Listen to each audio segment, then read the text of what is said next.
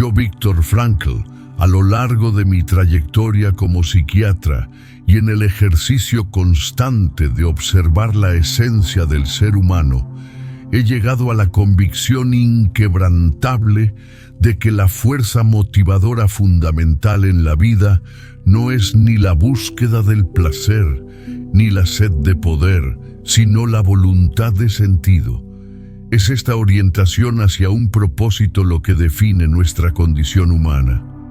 Y cuando contemplo a aquellas personas que suelen ser identificadas como dotadas o con altas capacidades, hallo en ellas una manifestación intensificada y con frecuencia también más dolorosa de esa voluntad esencial. No es una simple casualidad biológica, sino una configuración espiritual y psicológica que demanda una respuesta más profunda y urgente frente a la pregunta por el sentido. Para mí, el fenómeno de la mente altamente capaz es inseparable de esta búsqueda existencial. Percibo que su inteligencia no se limita a operar con mayor rapidez, está estructurada para la profundidad. Estas mentes establecen conexiones que otros difícilmente imaginarían.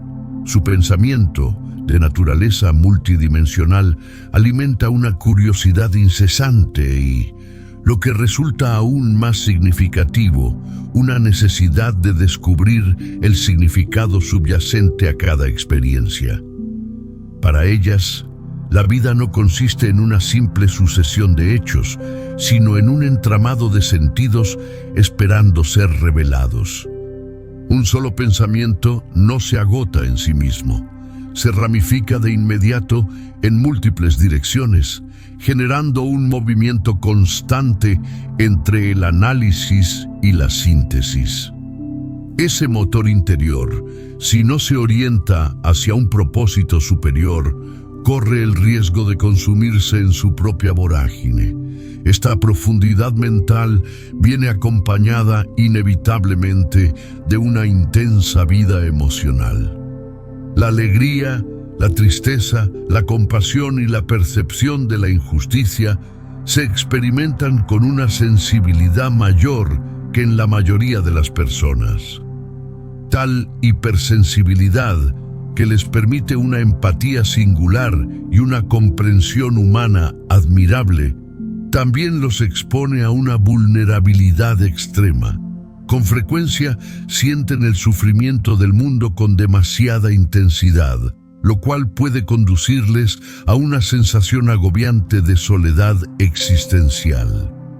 He podido constatar una y otra vez que esta soledad solo se atenúa cuando el individuo descubre un sentido que trasciende su propio yo, pues la verdadera vocación nos llama a salir de nosotros mismos y a responder ante el mundo. Son buscadores incansables. No se conforman con explicaciones superficiales ni con respuestas fáciles. Su constante ¿por qué? Impulsa su pensamiento, aunque también suele ser la causa de su frecuente incomprensión social. Esa necesidad de ahondar en la raíz de las cosas los hace especialmente susceptibles al vacío existencial. Esa frustración de la voluntad de sentido que he descrito como la forma más característica de la neurosis noógena en nuestra época. Su intelecto, al poseer una mayor capacidad de análisis y de anticipación, percibe con nitidez la falta de autenticidad, las contradicciones y, por encima de todo, la fugacidad de la vida. Cuando esa mente lúcida no encuentra un propósito firme y al cual entregarse, se ve amenazada por la angustia y el nihilismo. Por su propia naturaleza, esa capacidad intelectual reclama trascendencia. He observado también la extenuante y autocrítica lucha contra el perfeccionismo. Estas personas suelen imponerse estándares casi imposibles, persiguiendo una autorrealización impecable que en realidad no es más que una ilusión centrada en el ego. Y cuando inevitablemente fallan, pues errar es humano, se convierten en jueces severos de sí mismos, drenando su energía interior. La logoterapia ofrece aquí una dirección clara. La autorrealización no puede ser un fin en sí mismo, es un efecto secundario. Surge únicamente cuando uno se olvida de sí y se dedica a una causa que merece ser servida o al amor por otra persona. El perfeccionismo neurótico, centrado en el yo y en el rendimiento, ha de transformarse en un compromiso responsable con una misión en el mundo. Para quienes padecen de hiperreflexión, ese exceso de autoobservación y análisis que suele instalarse en las mentes dotadas, propongo la técnica de la desreflexión.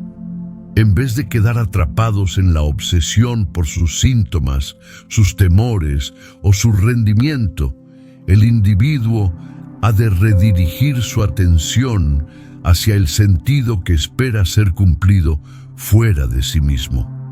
La mente acostumbrada a descifrar complejidades puede emplear esa misma capacidad para romper el círculo vicioso de la autovigilancia paralizante y orientarse hacia los valores concretos que la vida le ofrece. Esta técnica constituye un antídoto eficaz frente a la parálisis que puede provocar un análisis excesivo. Asimismo, frente al temor intenso y la ansiedad anticipatoria, como el miedo a fracasar, sugiero el uso de la intención paradójica. Al invitar al paciente a desear aquello que teme, exagerando humorística y deliberadamente el resultado catastrófico imaginado, se genera una saludable distancia noética. La persona con altas capacidades puede emplear su intelecto y su sentido del humor para relativizar sus miedos. Al desear el síntoma, la ansiedad pierde su poder hipnótico y el individuo recupera la libertad interior respecto de su actitud. La sensación de no encajar, de sentirse diferente o fuera de lugar, es casi universal entre ellos. Anhelan profundidad en sus vínculos, una calidad de encuentro humano que rara vez encuentran. La logoterapia nos recuerda que el sentido no se nos entrega de manera general, sino que debe ser descubierto y asumido con responsabilidad personal. Es un imperativo ético para quienes poseen tales capacidades el ponerlas al servicio del mundo, no solamente en función de su propia satisfacción.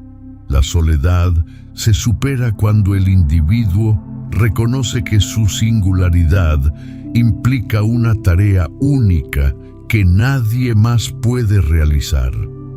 La mente que no descansa, siempre activa, analizando y anticipando, suele conducir al agotamiento crónico.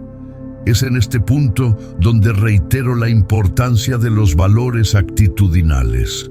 Incluso cuando no podemos cambiar una situación, como la inevitabilidad del sufrimiento o los límites de la condición humana, conservamos la última de las libertades, la libertad de elegir nuestra actitud frente a esas circunstancias.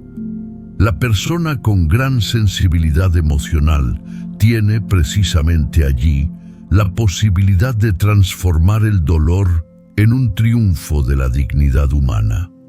El sufrimiento de no encajar o el cansancio producido por el exceso de pensamiento pueden convertirse en un testimonio de resiliencia y sentido. En definitiva, ser una persona altamente capaz constituye un llamado a la responsabilidad.